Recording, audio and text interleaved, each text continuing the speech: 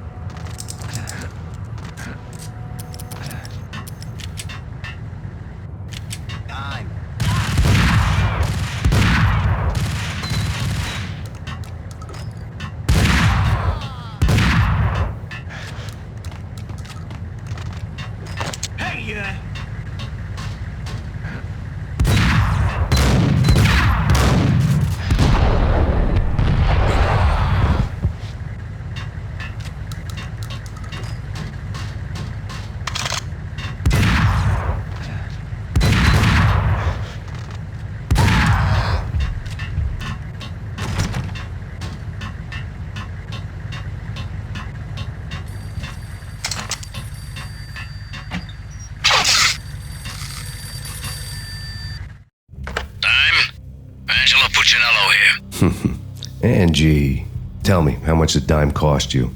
I bet it was more than his name. Max Payne. Right the first time. You're dead, punk. You sure you're not confusing me with Boris here? But you are right, of course. Pretty soon we should get together and have a talk. You son of a... Pissing Punchinello off was a dangerous game, but when people get mad, they make mistakes. I should know. That's where I wanted Punchinello, mad enough to trip over his own feet, preferably into a grave.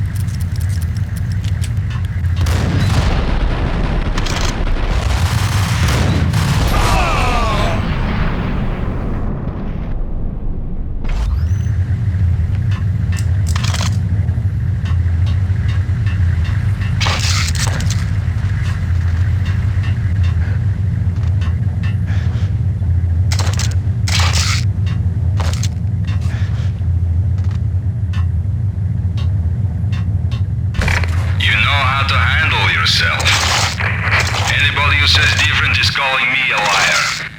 Glad I'm here. Collect all the guns and ammo you want.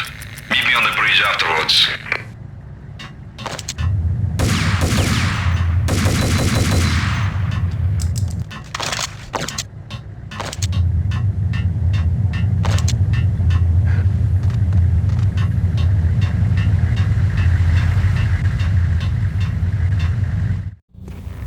Did you get everything you need? Check. I owe you. Anything you need. This is my solo. When I'm through, Punchinello won't be anybody's problem anymore. Clear as vodka. But anytime you get between a rock and a hard place, just whistle. This could be the beginning of a beautiful friendship. You really get a bang out of this big-time gangster act, don't you?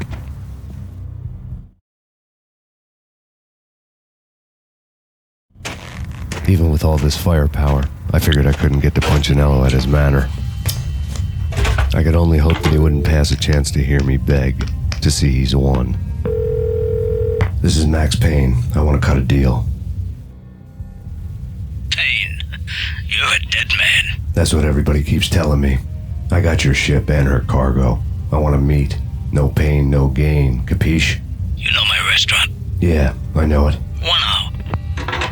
Punchinello's restaurant had seen better days.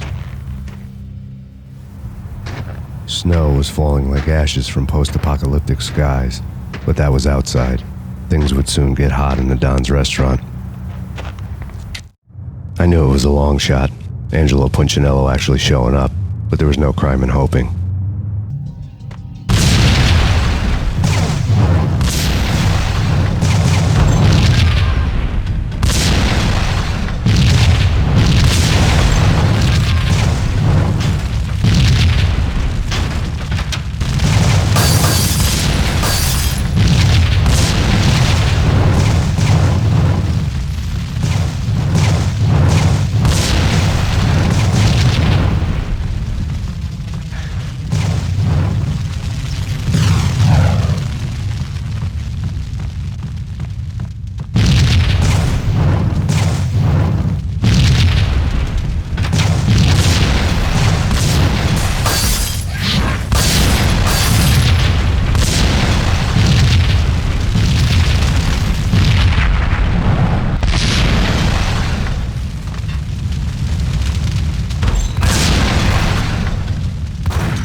Punchinello was burning to get me. The feeling was mutual. He was trying to put out my flames with gasoline.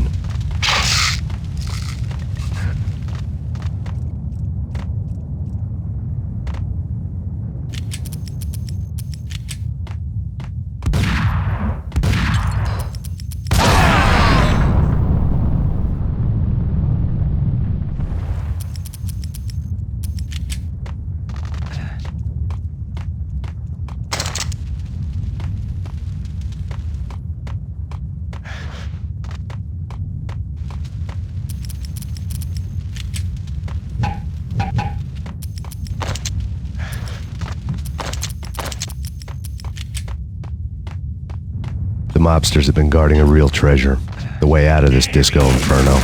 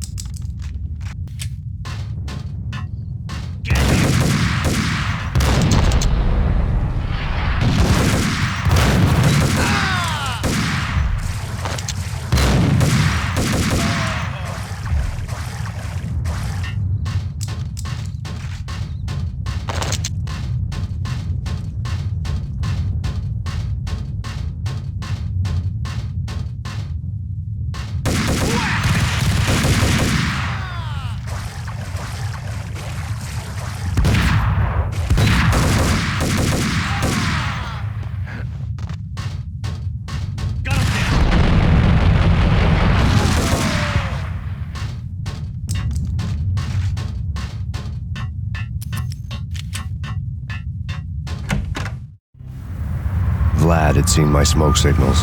The Mercedes was revving to go, almost drowning out the banshee wail of the sirens. You coming? We'll drop you off at the Punchinello Manor. Sounds good to me. When this is over, look me up. I could use a professional like you. I'll keep that in mind.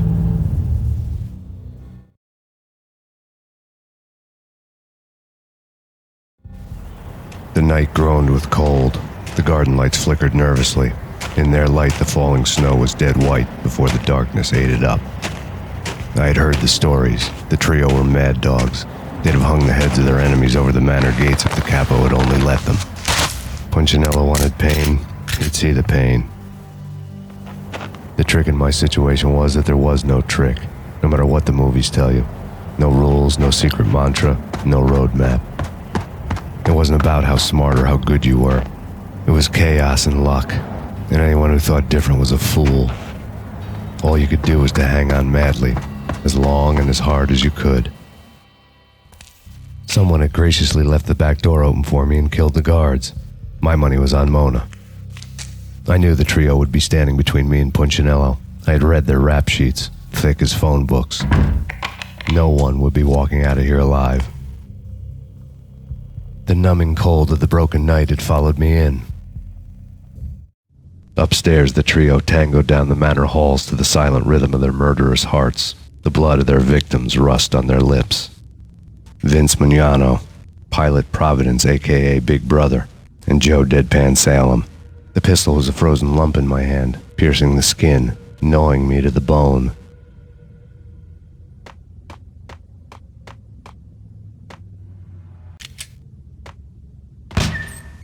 In death, the thug had been promoted to messenger. Someone hadn't enjoyed the Don's hospitality. Someone with a flair for the dramatic.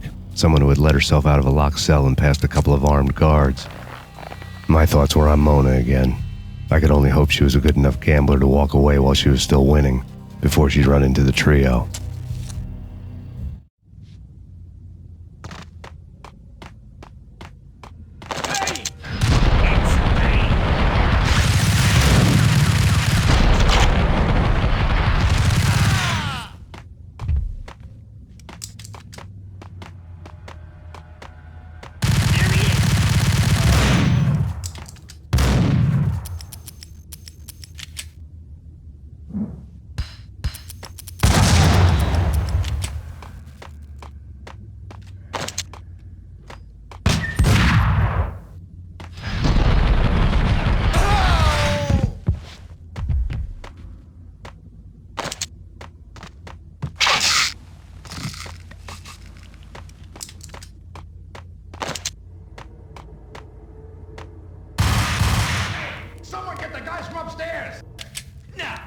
No one's going anyplace. Too late for that. He won't see it. We waste her. Vinny and Joe and Pilot won't get the credit for this.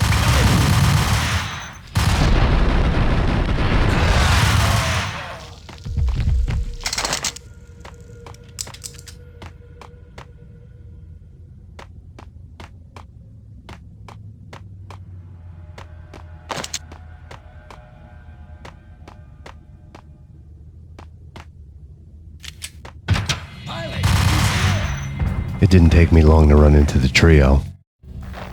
The word on Lisa Punchinello was that she was a bit of a witch. The tarot cards on the kitchen table fit the picture. They weren't my kind of cards, but I was willing to take a crack at the hand Mrs. Punchinello had dealt. The first card was the tower. Maybe that was supposed to be the manor. It got easy after that. The devil was the master of the house, and death was me, coming for him.